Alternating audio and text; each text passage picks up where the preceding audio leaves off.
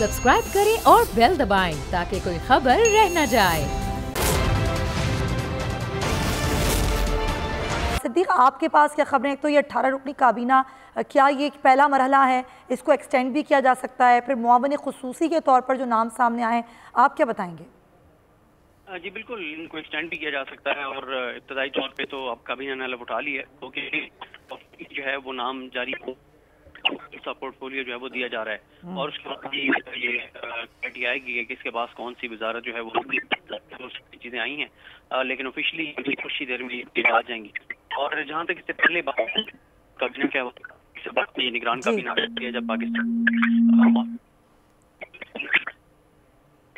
सिद्दीक जान, आपकी आवाज़ में बहुत डिस्टॉर्शन है, हमें आपकी आवाज़ सही समझ में नहीं आ रही है।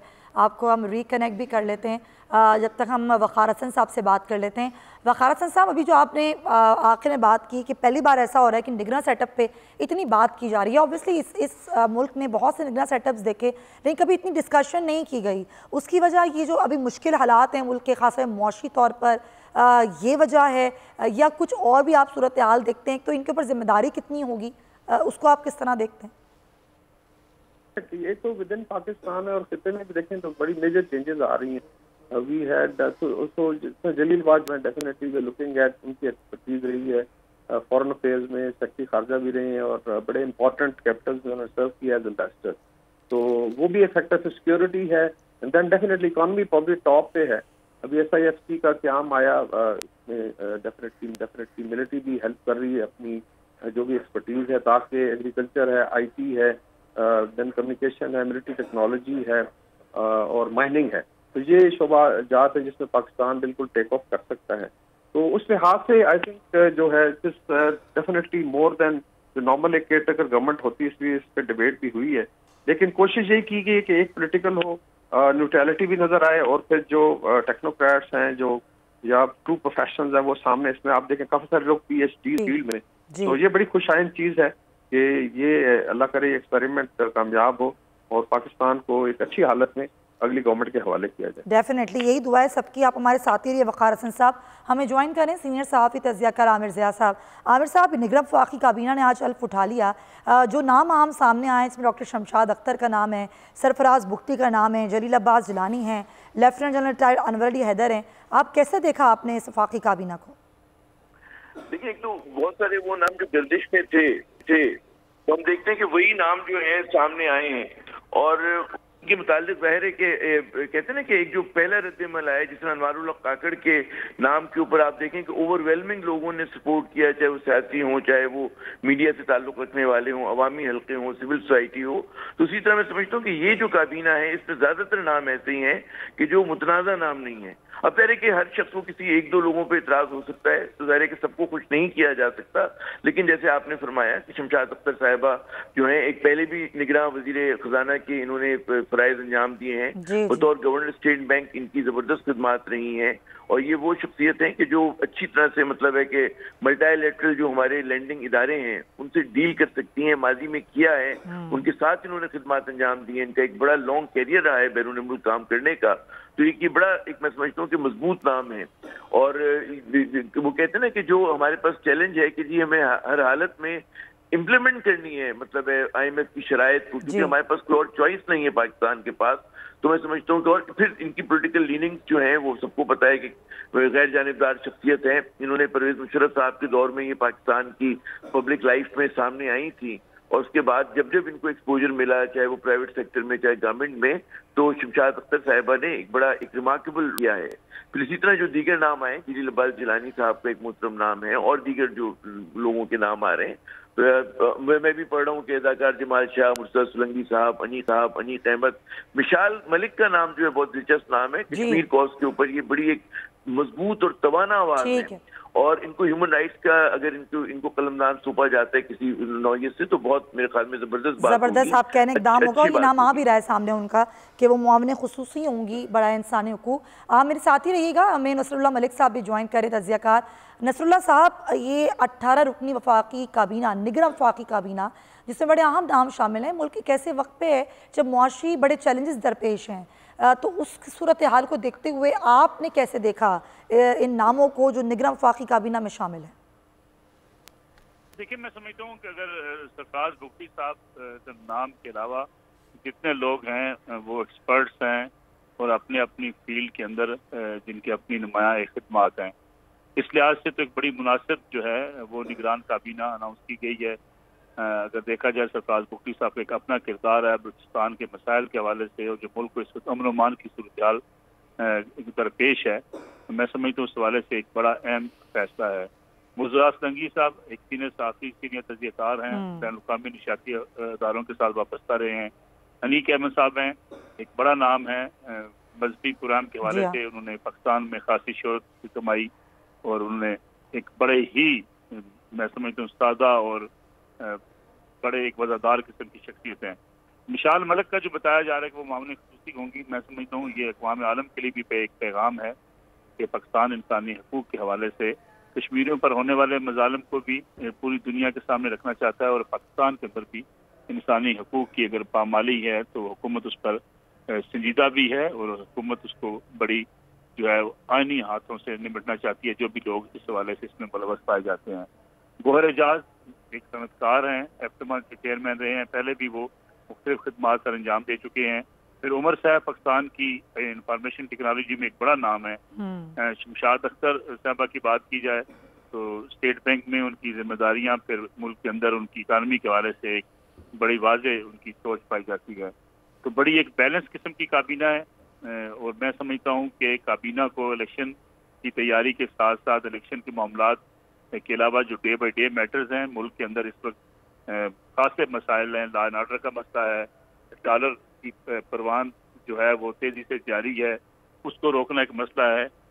ख़ास तौर पे जो मार्केट माफिया है उसके खिलाफ कार्रवाई की ज़रूरत है। इकानमी के हवाले से जो डे बाई डे मैटर में चीज़ें आती हैं उसको सख्ती से निपटना ज़रूरी है, चूँकि ये निगरान काबीना नॉन कंट्रोवर्शियल और नॉन पॉलिटिकल है, इसलिए बाज़ ऐसी चीज़ों पर गिरफ्त करना मैं समझता हूँ हुकूमत के लिए आसान होगा। अच्छा, ये बात भी हो रही है कि कभी हमने देखा नहीं कितनी निगरान काबीना आई, निगरान हुकूमतें आई, इतनी डिस्कशन इससे पहले नहीं हुई कि कौन कौन किस किस कलमदान पर होगा, कौन किसके पास कौन सी वजारत होगी। लेकिन नसरुल्लाह साहब, इस बार ये डिस्कशन हो रही है क्योंकि मुल्क इस वक्त ज़ाहिर एक मुश्किल सूरत हाल में है मौशी तौर पर भी, और अगर हम बात करें कि आगे इलेक्शंस होने, एक उस इलेक्शंस का इनेकाद कराना, साफ़ और शफाफ और पुरअमन इलेक्शन का इनेकाद कराना, तो उस पे उस सूरत हाल के तनाजुर में आप कैसे देखते हैं इस वफाकी काबीना को? देखिए, मैं समझता हूँ अगर मजमूई तौर पे देखा जाए तो हमारे यहाँ बदकिस्मती से ये सोच पाई जाती है कि इख्तियार और हुकूमत में जाना शायद हमारी तरजीह ज़्यादा होती है, और रियासत पाकिस्तान या आवाम के जो मसाइल हैं उस हवाले से हमारी सोच थोड़ी सी पस मंज़र में होती है।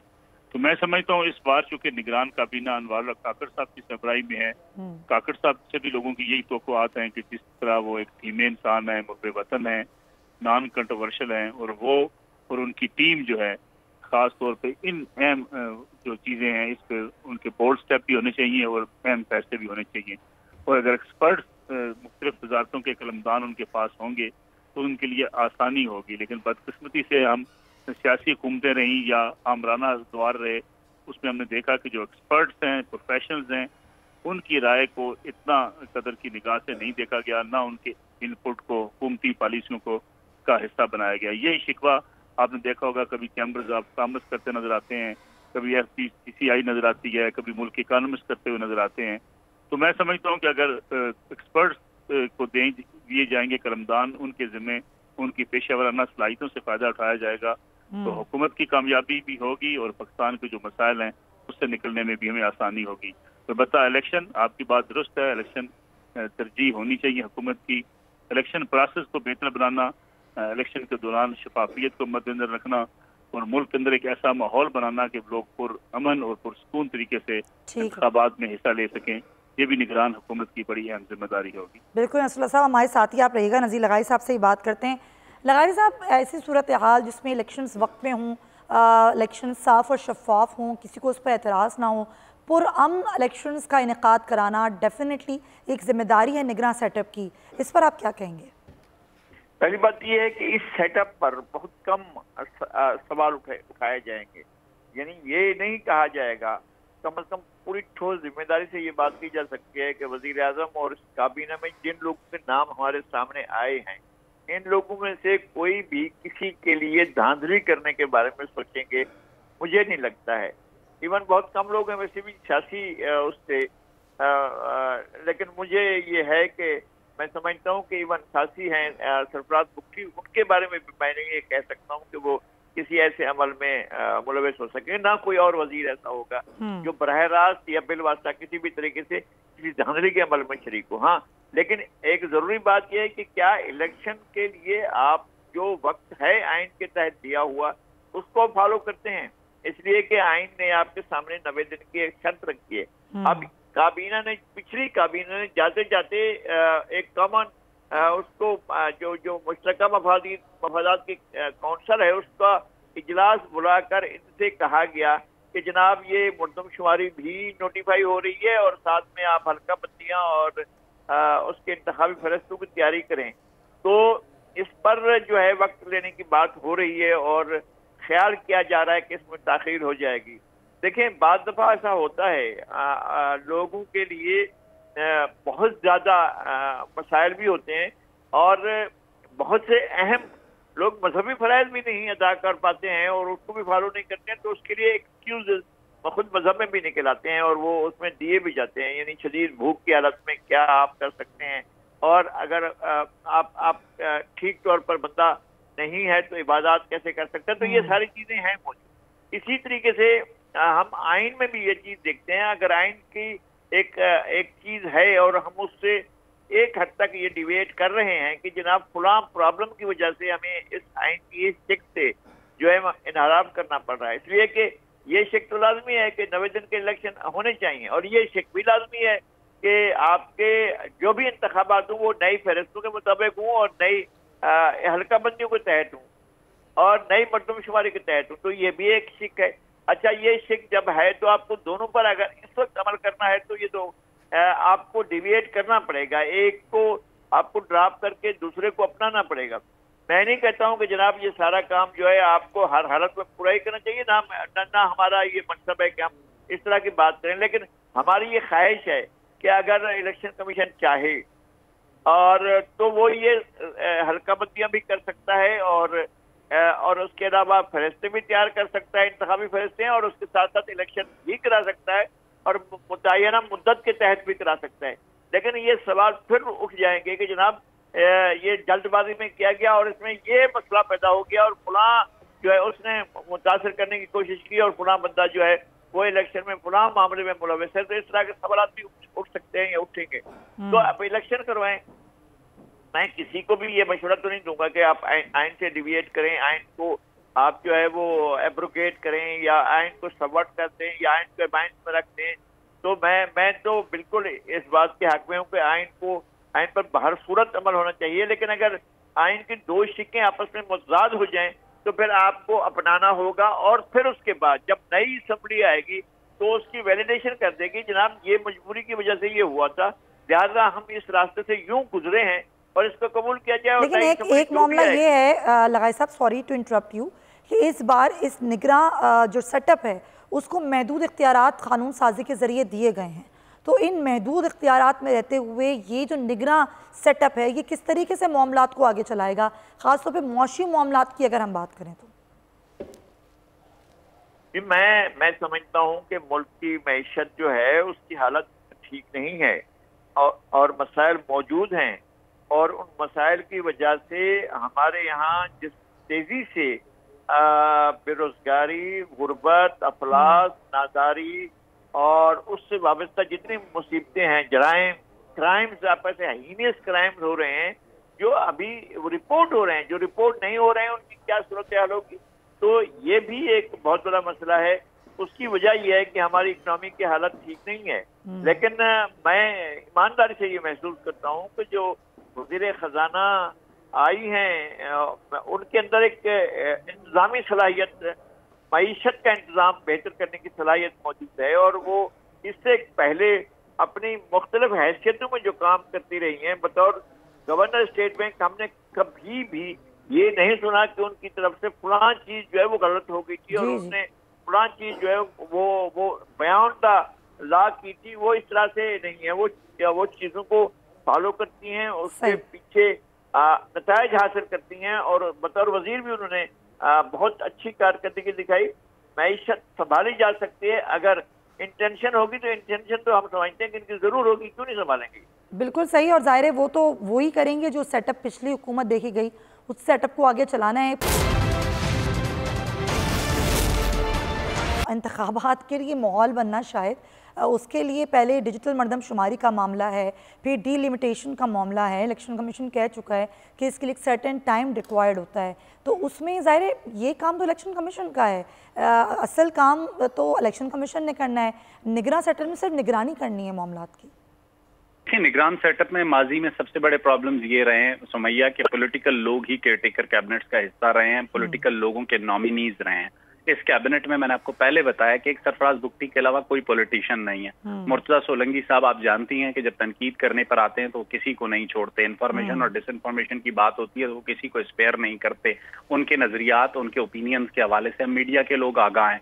देखें, एक चीज वाजे है कि बेस्ट पॉसिबल जो नॉन पॉलिटिकल कैबिनेट हो सकती थी उसका इंतखाब हुआ है। अगर पाकिस्तान में हम कहते हैं कि हमने अपनी एक्सपोर्ट्स को बढ़ाना है, अपनी रेमिटेंसेस को बढ़ाना है, तो उसके लिए इंडस्ट्रीज एक बहुत बड़ा शोबा है। अब आप ये देखें कि इंडस्ट्रीज के लिए जिस शख्स को फेडरल कैबिनेट का हिस्सा बनाया गया है वो गौहर एजाज साहब हैं। अगर हम कल्चर की बात करते हैं तो कल्चर में पाकिस्तान के, और कल्चर में ये मैं कह सकता हूं कि बलूचिस्तान से अनवारुल्लाह काकड़ और सरफराज बुगटी के बाद Jamal Shah is a value addition, he is also from Quetta. और पाकिस्तान की जो ड्रामा या फिल्म इंडस्ट्री है उसके लिए वो अथॉरिटी तस्वुर किए जाते हैं अपने शोबे में। तो मेरा ख्याल है जो बेस्ट पॉसिबल लॉर्ड प्रोफेशनल्स की आपके मुल्क में, अनीक अहमद का नाम भी शायद इसमें शामिल है। अनीक अहमद एज अ मजहबी स्कॉलर सुमैया, मैं और आप उन्हें जानते हैं और from the our early days of journalism जानते हैं कि वो एक अच्छे रिलीजियस स्कॉलर हैं। तो मेरा ख्याल है जो तमाम महकमे, खासकर मैं चाहूंगा मशाल मलिक की जो नामजदगी अगर अनवारुल्लाह काकड़ की टीम में हुई है तो वो न सिर्फ ह्यूमन राइट्स वॉलेशन बल्कि कश्मीर जो पाकिस्तान का एक बहुत अहम फ्रंट है उसके लिए बड़ा कारगर हो सकती है। तो मेरा ख्याल है कि एक नॉन पॉलिटिकल प्रोफेशनल कैबिनेट है, और अगर ये कुछ भी टर्न अराउंड नहीं कर सकती, एटलीस्ट अगर गवर्नेंस में जो प्रॉब्लम्स हैं उनको थोड़ा बेहतर करें, और अगर ब्यूरोक्रेसी और इंतजामिया में जो रेड टेपिज्म है अगर उसे खत्म करें तो मेरा ख्याल है बहुत सी चीजों की सिमत का तयन एटलीस्ट कर सकते हैं। राइट, नसरुल्लाह साहब हमारे साथ मौजूद है। जी नसरुल्लाह साहब, अभी जो शायद गुफ्तगू कर रहे हैं बिल्कुल ठीक है कि असल तयन करना है। तो ये जो मामलात इतने उलझे हुए और बिगड़े हुए हैं, ये निगरान सेटअप तो 3-4 महीने में नहीं कर सकता। फिर भी जो नाम इन पे हम बात करें, अनीक अहमद जिनके साथ हमने भी काम किया, आपने भी काम किया, फिर मुर्तजा सोलंकी हैं, बड़ा अच्छा और बहुत ही मोतबर नाम है। एक तो ये जो नाम सामने आए हैं वजारतों के अलावा भी मुआवन खुसूसी के उहदों पर, इनको आप कैसे देखते हैं? ये किस तरीके से अपना किरदार इस निगरान वफाकी सेटअप में अदा कर सकते हैं? देखिए, सच्ची बात तो ये है कि बड़ी गैर आइनी बात है। तो मेरे ख्याल में एक जर्नलिस्ट को जिसने उम्र के 30 साल इस फील्ड में गुजारे हों उसे जमहूरियत की बात करनी चाहिए, लेकिन बदकिस्मती से अब हम जैसे लोग भी ये बात सोचने पर मजबूर हैं कि हुकूमत जो भी आए कम से कम ये बुनियादी मसाइल जरूर हल करे। बिल्कुल, पॉलिटिकल हुकूमतें कंप्रोमाइज नहीं हैं और उनकी कंप्रोमाइज करने की वजह से हम कोई बड़े फैसले नहीं कर पाए। अब मेरे ख्याल में अवाम को इस बात से कोई सरोकार नहीं है कि इलेक्शन अक्टूबर में होते हैं, नवंबर में होते हैं, जनवरी में या मार्च में होते हैं। उन्हें इस बात से सरोकार है कि जो बिजली की कीमतें आसमान को पहुंच रही हैं ये कम कैसे होंगी, जो रुपए की कदर कम होती चली जा रही है ये बेहतर कैसे होगी, रोजगार के मौके एक आम आदमी को कैसे मिलेंगे, पढ़े लिखे नौजवान जो स्कूल के अंदर डिग्रियां लेके धक्के खा रहा है उसको रोजगार कौन देगा, IT को हम एक इंडस्ट्री का दर्जा दे के IT एक्सपोर्ट के जरिए मुल्क के जो खसारा है कर्जों की लानत से हम छुटकारा हासिल करना चाहते थे ये कौन दिलाएगा। आपको गली मोहल्ले में आप खुद निकलती होंगी, आप देखती होंगी कि इंक्रोचमेंट होती है, उसको आप इसलिए नहीं हटा पाते कि वहाँ के जो इंक्रोचमेंट करने वाले हैं वो वोट बैंक रखते हैं, और वो वोट बैंक रखने के बाद अपने इलाके के MNA को या अपने इलाके के वजीर को ब्लैकमेल करते हैं कि अगर हमें आपने इंक्रोचमेंट हमारे इलाके में की तो हम आपको वोट नहीं देंगे। हम पॉलिटिकल इस हद तक जो है वो कंप्रोमाइज किस्म की कौम बनते चले गए हैं कि आज आप और मैं, नजीर लगारी साहब, शायद रिंद साहब ये बहस कर रहे हैं कि ये निगरान हुकूमत कितनी देर चलनी चाहिए। बिल्कुल बात दुरुस्त है, आइन के मुताबिक इंतखाबात वक्त पर होने चाहिए, लेकिन यही आइन कहता है कि इस मुल्क के अंदर हर शख्स को उसकी जान माल और उसकी इज्जत की तहफ़्फ़ुज़ देना हुकूमत की जिम्मेदारी है। बिल्कुल सही फरमाया। यही आइन कहता है कि उसको पढ़े लिखे लोगों को रोजगार देना और उनको रोजगार के मौके फराहम करना हुकूमतों की जिम्मेदारी है। यही आइन आपको कहता है कि गुंजों के हकूक को तहफ़्फ़ुज़ देना, उनकी इबादतों को यकीनी बनाना, उनके तहफ़्फ़ुज़ को, ये हमारी बिल्कुल ये तमाम तर जो जिम्मेदारियाँ हैं वो हुकूमतों की होती हैं। बहुत शुक्रिया आपका नसरुल्लाह मलिक साहब, शाहिद आमिर ज़िया साहब और नज़ीर लगारी साहब।